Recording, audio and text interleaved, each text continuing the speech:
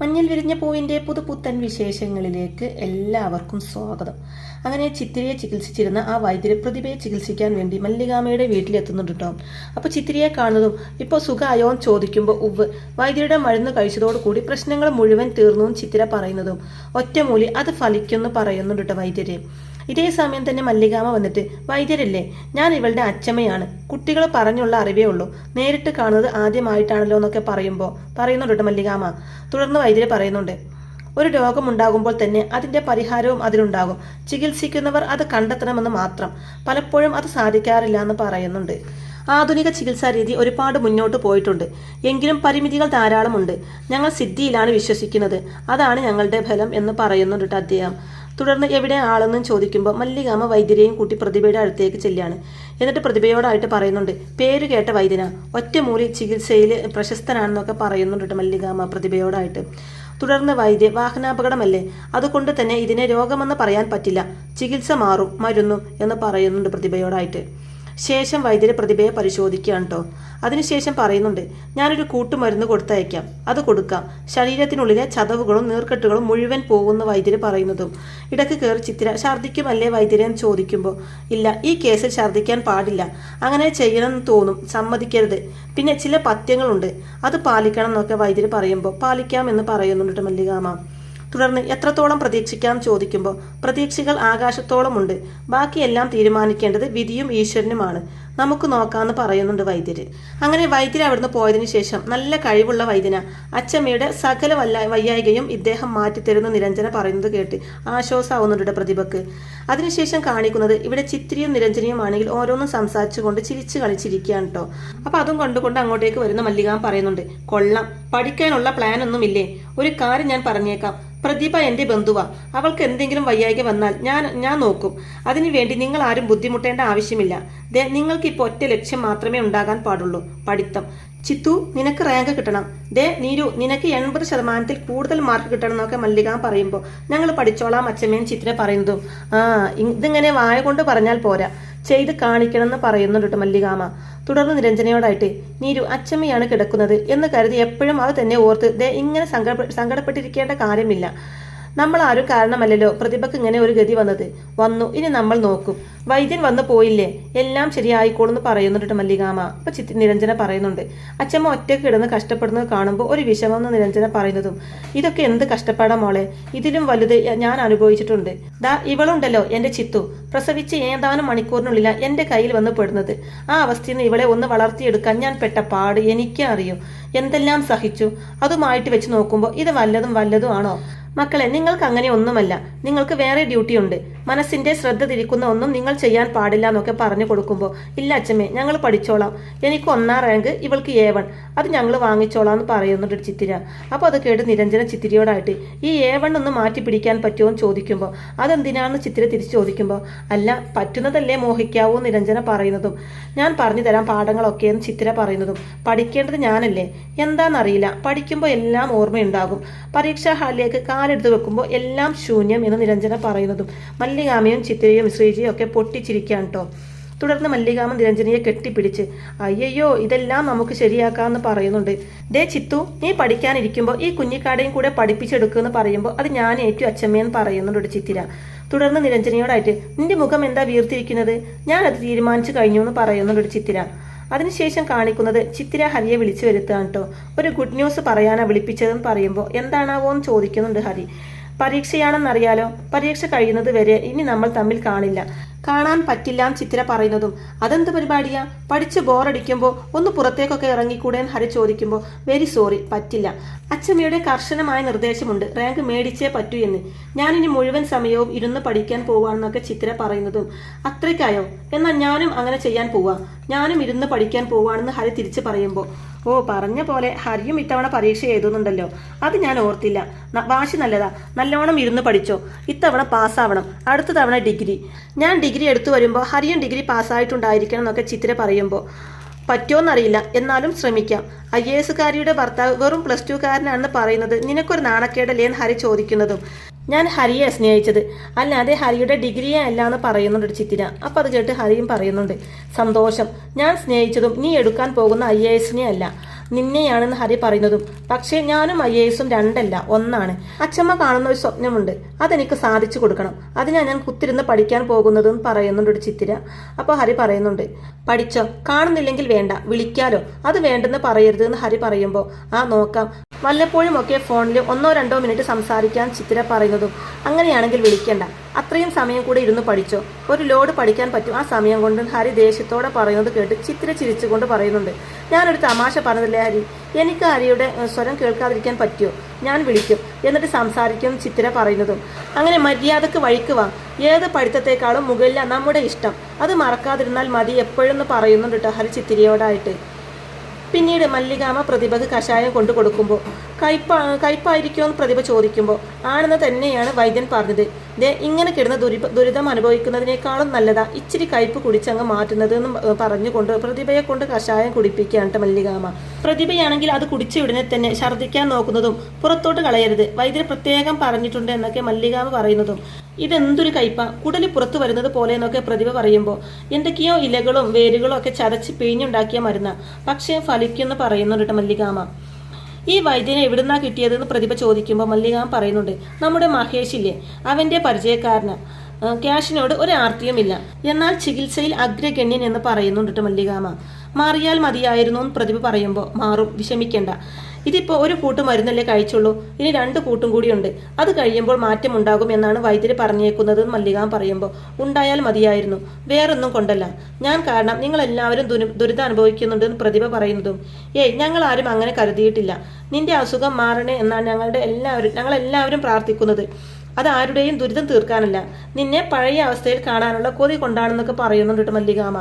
അപ്പോൾ അത് കേട്ട് പ്രതിഭ പറയുന്നുണ്ട്, പഴയ അവസ്ഥയിലല്ല, പുതിയ അവസ്ഥയിൽ ഞാൻ മാറിയല്ലോ, ഇനി പുതിയ പ്രതിഭയാണെന്ന് പറയുമ്പോൾ അങ്ങനെയെങ്കിൽ അങ്ങനെ, പുതിയ അവസ്ഥയിലെങ്കിൽ പുതിയ അവസ്ഥയിൽ, പുതിയ പ്രതിഭയാണെങ്കിൽ പുതിയ പ്രതിഭ, അങ്ങനെയെങ്കിലും നീ ഒന്ന് മാറിയാൽ മതി, നിനക്ക് എണീറ്റ് നടക്കാൻ പറ്റണം, ഇതാണ് ഞങ്ങളുടെ എല്ലാവരുടെയും ആഗ്രഹം എന്ന് പറഞ്ഞിട്ട് ബാക്കിയുള്ള കഷായം കൂടെ കുടിപ്പിക്കുന്നുണ്ട് കേട്ടോ പ്രതിഭയെ കൊണ്ട്.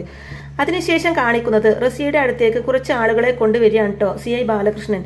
1ാം റാങ്ക് കിട്ടുമെന്ന് എല്ലാവരും പ്രതീക്ഷിക്കുന്ന ഒരു കുട്ടി, അവൾക്ക് പരീക്ഷ എഴുതാൻ കഴിയരുതെന്ന് റസിയ അവരോടായിട്ട് പറയുമ്പോൾ അതിന് ഏറ്റവും എളുപ്പമുള്ള മാർഗം ആ കുട്ടിയെ കോപ്പിയടി എന്നും പറഞ്ഞ് സ്ക്വാഡിനെ കൊണ്ട് പിടിപ്പിക്കുക, അങ്ങനെ വന്നാൽ ഡീപാർ ചെയ്യപ്പെടും എന്ന് അവർ പറഞ്ഞു കൊടുക്കുമ്പോൾ അതിനവൾ കോപ്പി അടിക്കില്ലല്ലോ എന്ന് റസിയ പറയുന്നതും ആ കുട്ടി കോപ്പി അടിക്കില്ല, അടിച്ചെന്ന് നമ്മൾ വരുത്തും, തുടർന്ന് ഞങ്ങളെ ഹിസ്റ്ററി മാഡത്തിന് അറിയില്ലെന്ന് തോന്നുന്നു എന്ന് പറയുമ്പോൾ CI പറഞ്ഞു കൊടുക്കുന്നുണ്ട്. പരീക്ഷാ തട്ടിപ്പ മുഖ്യ വിനോദം, പലപ്പോഴും പിടിക്കപ്പെട്ടിട്ടുമുണ്ട്, ജയിൽ ശിക്ഷയും അനുഭവിച്ചിട്ടുണ്ട്, എന്നാലും അത് തന്നെ വീണ്ടും ചെയ്യുന്നൊക്കെ അവരെ പറ്റി പറഞ്ഞു കൊടുക്കുന്നുണ്ട് കേട്ടോ CI. വേറെ പണിയൊന്നും അറിയില്ല മേഡം, ക്വസ്റ്റ്യൻ പേപ്പർ ചോർത്തി കൊടുക്കുക, പരീക്ഷാ പേപ്പറിൽ കൃത്രിമം നടത്തി എന്ന് വേണ്ട, ഞങ്ങൾ ചെയ്യാത്ത തട്ടിപ്പുകളൊന്നുമില്ല, അതിനൊക്കെ ഞങ്ങൾക്ക് ഞങ്ങളുടേതായുള്ള സംവിധാനങ്ങളും ഉണ്ട് എന്നൊക്കെ അവർ പറയുമ്പോൾ അതൊന്നും എനിക്കറിയണ്ട, എനിക്ക് റിസൾട്ടാ പ്രധാനം. ചിത്തിര അവൾക്ക് പരീക്ഷ എഴുതാൻ പറ്റരുതെന്ന് പറയുന്നുണ്ട് റസിയ. പഠിക്കുന്ന സ്കൂൾ, ഹാൾ ടിക്കറ്റ് നമ്പർ ഇതൊക്കെ തന്നാൽ മതി, ഞങ്ങൾ അന്വേഷിക്കാം, ആ കുട്ടി പഠിക്കുന്ന സ്കൂളിലെ ആരെയെങ്കിലും കിട്ടിയാലേ കോപ്പിയടി നടത്താൻ പറ്റൂ, പിന്നെ സ്ക്വാഡിനെ കൃത്യസമയത്ത് അവിടെ എത്തിക്കണം, പിന്നാലെ പോലീസും എത്തണം എന്നൊക്കെ അവർ പറയുമ്പോൾ പോലീസിന്റെ സൈഡ് പക്കയായിക്കോളെന്ന് CI ഉറപ്പ് കൊടുക്കുമ്പോൾ എന്നാൽ ഞങ്ങൾ പണി തുടങ്ങിക്കോളാം എന്ന് പറഞ്ഞ് അവർ ഇറങ്ങാൻ തുടങ്ങുന്നതും റസിയ പറയുന്നുണ്ട്, ഓപ്പറേഷൻ പെർഫെക്റ്റ് ആയിരിക്കണം, ആർക്കും ഒരു സംശയവും തോന്നരുത്, ചിത്തിര കോപ്പിയടി കേസിൽ പിടിക്കപ്പെട്ട് ഡീപാഡ് ചെയ്യപ്പെട്ടാൽ തകരുന്നത് മല്ലികയായിരിക്കും, ആ തകർച്ച കണ്ട് എനിക്ക് സന്തോഷിക്കണം, അതിനുള്ള അവസരം നിങ്ങൾ വേണം എനിക്ക് ഒരുക്കി തരാൻ എന്നൊക്കെ റസിയ പറയുമ്പോൾ മേഡം വിഷമിക്കേണ്ട, ഞങ്ങളത് ഉണ്ടാക്കി തന്നിരിക്കുന്ന ഉറപ്പ് കൊടുക്കുന്നുണ്ട് അവര്. അങ്ങനെ അവരവിടെ നിന്നും പോവാണ് കേട്ടോ. റസിയാണെങ്കിൽ മല്ലികാമ്മ തകരാൻ പോകുന്നു എന്നുള്ള സന്തോഷത്തിൽ ഇങ്ങനെ നിൽക്കുകയും ചെയ്യുന്നുണ്ട്. പിന്നീട് മല്ലികാമ്മ വന്ന് പ്രതിഭക്ക് കഞ്ഞി കൊടുക്കുകയാണ് കേട്ടോ. ഉലുവ കഞ്ഞിയ, വൈദ്യരുടെ നിർദ്ദേശപ്രകാരം പ്രത്യേകം ഉണ്ടാക്കിയതാണെന്നൊക്കെ പറഞ്ഞ് കഞ്ഞി പ്രതിഭയുടെ വായിൽ വെച്ച് കൊടുക്കുന്നുണ്ട്. അപ്പോൾ ഇതൊക്കെ ആരാ ചെയ്യുന്നത്, നീരു ആണോ എന്ന് പ്രതിഭ ചോദിക്കുമ്പോൾ അല്ല, അവൾക്ക് പരീക്ഷയല്ലേ, പഠിക്കണ്ടേ, ഇത് ഞാനാ ഉണ്ടാക്കുന്നതെന്ന് പറയുമ്പോൾ നിനക്ക് ബുദ്ധിമുട്ടായില്ലേ എന്ന് പ്രതിഭ ചോദിക്കുമ്പോൾ ഇല്ലാന്ന് ഞാൻ എത്ര വട്ടം പറഞ്ഞു, എനിക്കിതൊന്നും ഒരു ബുദ്ധിമുട്ടുമല്ല, പണ്ട് നീ എന്നെ കൊല്ലാൻ നോക്കിയപ്പോൾ ഞാനും ഇതുപോലെ കിടന്നു പോയിട്ടുണ്ട്, അന്ന് എൻ്റെ ചിത്തുവ എന്നെ നോക്കിയത്, ഒന്ന് സംസാരിക്കാൻ പോലും പറ്റാത്ത അവസ്ഥയിൽ, എന്നിട്ടും അതിൽ നിന്ന് ഞാൻ എണീറ്റ് വന്നില്ലേ എന്ന് ചോദിക്കുന്നുണ്ട് മല്ലികാമ്മ. അങ്ങനെ പല ക്രൂരതകളും ഞാൻ നിന്നോട് ചെയ്തിട്ടുണ്ട്, എന്നിട്ടും അതൊക്കെ നീ മറന്നല്ലോ, എനിക്ക് മാപ്പ് തന്നല്ലോ, അതാ അത്ഭുതം എന്നൊക്കെ പ്രതിഭ പറയുമ്പോൾ എനിക്കാരോടും ഒരു വിരോധവും ഇല്ല പ്രതിഭ, സ്ഥായിയായ ദേഷ്യവും പകയും വെച്ചുകൊണ്ട് നടക്കുന്നത് എൻ്റെ ഒരു രീതിയല്ല, കഴിഞ്ഞത് കഴിഞ്ഞു, ഇനി ഒന്നും ആലോചിക്കേണ്ടെന്ന് പറയുന്നുണ്ട് മല്ലികാമ്മ. ഇവിടെ ചിത്രയും നിരഞ്ജനയും പഠിച്ചുകൊണ്ടിരിക്കുന്നതിനിടയിൽ ഒന്നും തലയിൽ കയറുന്നില്ല എന്ന് നിരഞ്ജന പറയുന്നതും, നീ എല്ലാം കൂടെ പഠിക്കാൻ നിൽക്കണ്ട, ഞാൻ മാർക്ക് ചെയ്തു തന്ന ക്വസ്റ്റ്യൻസ് ഇല്ലേ അത് മാത്രം പഠിച്ചാൽ മതി, അത്യാവശ്യം മാർക്ക് വാങ്ങാനുള്ള പോർഷൻസ് ഒക്കെ ആ ഭാഗത്ത് നിന്നാണ് വരാൻ ചിത്ര പറയുന്നതും, പഠിക്കാൻ ആഗ്രഹമില്ലാഞ്ഞിട്ടാണോ, പറ്റണ്ടേ, ആരാണോ ഈ സയൻസ് ഒക്കെ കണ്ടുപിടിച്ചതെന്ന് പറഞ്ഞ് പിറുപിറുക്കുമ്പോൾ, ചിനിങ്ങാതിരുന്ന് പഠിക്കടി, കുറച്ച് ദിവസം കൂടെ കഷ്ടപ്പെട്ടാൽ മതിയല്ലോ എന്ന് ചിത്ര പറയുന്നതും, നിനക്ക് അങ്ങനെയൊക്കെ പറയാം, എൻ്റെ ബുദ്ധിമുട്ട് എനിക്കല്ലേ അറിയൂ എന്ന് പറയുന്നുണ്ട് നിരഞ്ജനിയും. തുടർന്ന് ചിത്തു പരീക്ഷ എഴുതാതെ ജയിക്കാൻ വല്ല മാർഗവും ഉണ്ടോ എന്ന് നിരഞ്ജന ചോദിക്കുമ്പോൾ ഉണ്ടല്ലോ എന്ന് ചിത്ര പറയുന്നതും, എന്താ അത് നിരഞ്ജന ആകാംക്ഷയോട് ചോദിക്കുമ്പോൾ, എഴുതാതിരിക്കുക എന്ന് പറയുന്നുണ്ട് ചിത്ര. അപ്പോൾ തോൽക്കില്ല നിരഞ്ജന ചോദിക്കുമ്പോൾ, അതറിയാലോ, എന്നാൽ മിണ്ടാതിരുന്ന് പഠിച്ചോ, ഇത് നമ്മുടെ വാട്ടിലവാ, നമ്മൾ എന്താകണം എന്ന് തീരുമാനിക്കുന്നത് ഈ പരീക്ഷ കൊണ്ടാ, അതുകൊണ്ട് നന്നായിട്ടിരുന്ന് പഠിച്ചോ, നിനക്ക് പറ്റുമെന്ന് തന്നെ പറയുന്നുണ്ട് ചിത്ര നിരഞ്ജനയോടായിട്ട്. അതിനുശേഷം ആ പരീക്ഷാ തട്ടിപ്പുകാരൻ വന്നിട്ട്, മേഡം ആൾ എൻ്റെ കൂടെയുണ്ട്, ഭാഗ്യം നമ്മുടെ കൂടെയാ, അല്ലെങ്കിൽ ഒരിക്കലും ചിത്ര പരീക്ഷ എഴുതുന്ന അധ്യാപകനെ നമുക്ക് കിട്ടില്ല എന്ന് റസിയോടായിട്ട് പറയുന്നതും, ചിത്രയുടെ സ്കൂളിലെ അധ്യാപകൻ അവിടേക്ക് വരുന്നുണ്ട് കേട്ടോ. ഇയാളാണ് ആള് വേണ്ടത് ചെയ്തോളാന്ന് പരീക്ഷാ തട്ടിപ്പുകാരൻ പറയുന്നതും റസിയ പറയുന്നുണ്ട്, വിശ്വസിക്കാൻ ബുദ്ധിമുട്ടുണ്ട്, താങ്കൾ ഞങ്ങളുടെ കൂടെ നിൽക്കുമെന്ന്. ആ സ്കൂളിന്റെ റാങ്ക് പ്രതീക്ഷയാണ് ചിത്തിര. നിങ്ങൾ ആ സ്കൂളിലെ അധ്യാപകനും ചെയ്യുന്ന ജോലിയോട് കടപ്പാടുള്ള ഒരു അധ്യാപകനും സ്വന്തം സ്കൂളിലെ കുട്ടിയെ ഇതുപോലെ കേസിൽ പെടുത്താൻ തയ്യാറായില്ല. എന്തുകൊണ്ട് നിങ്ങൾ അതിന് തയ്യാറായിന്ന് എനിക്കറിയണം എന്നൊക്കെ റസിയ പറയുമ്പോൾ, പണം കൊടുക്കുന്നുണ്ടല്ലോ നമ്മളെന്ന് മറ്റേ ആൾ പറയുന്നതും അധ്യാപകൻ പറയുന്നുണ്ട്, പണത്തിന് മാത്രമല്ല, ചിത്രിയെ എനിക്കിഷ്ടമല്ല, അവളുടെ മിടുക്കു കാരണം കുട്ടികളുടെ മുമ്പിൽ വെച്ച് അപമാനിക്കപ്പെട്ട ഒരാളാണ് ഞാൻ. പഠിപ്പിക്കാനുള്ള എൻ്റെ കഴിവുകേട് ഒരിക്കൽ ചിത്ര കുട്ടികൾക്ക് മുമ്പിൽ ചർച്ചയാക്കി, അതെനിക്കുണ്ടാക്കിയ നാണക്കേട്, അന്ന് തൊട്ടേ അവൾക്കെതിരെ പ്രതികാരം ചെയ്യണമെന്ന് വിചാരിച്ച് നടക്കുന്ന ഒരാളാണ് ഞാൻ. ഇപ്പോൾ അതിനുള്ള അവസരം കിട്ടിയെന്ന് പറയുന്നുണ്ട് അയാൾ. അറിയാലോ ചെയ്യാൻ പോകുന്നത് എന്താണെന്ന്, എവിടെയെങ്കിലും ഒരു പാളിച്ച പറ്റിയാൽ ജോലി അടക്കം തെറിക്കുന്ന റസിയ പറയുന്നതും അറിയാം, അതുകൊണ്ട് തന്നെ ഒരു പാളിച്ചയും പറ്റാതെ ഞാനത് ചെയ്തോളാന്ന് ഉറപ്പ് കൊടുക്കുന്നുണ്ട് അയാൾ. അപ്പോൾ പരീക്ഷാ തട്ടിപ്പുകാരൻ പറയുന്നുണ്ട്, ചിത്തിര പരീക്ഷ എഴുതാനിരിക്കുന്ന സ്ഥലത്തിന് താഴെ ഇയാൾ അവൾ കോപ്പി അടിക്കാൻ വെച്ചു എന്ന് തോന്നിപ്പിക്കുന്ന തരത്തിൽ പാഠ്യഭാഗങ്ങളുള്ള കട്ടിങ്ങുകൾ രഹസ്യമായി കൊണ്ടുപോയി വെക്കും.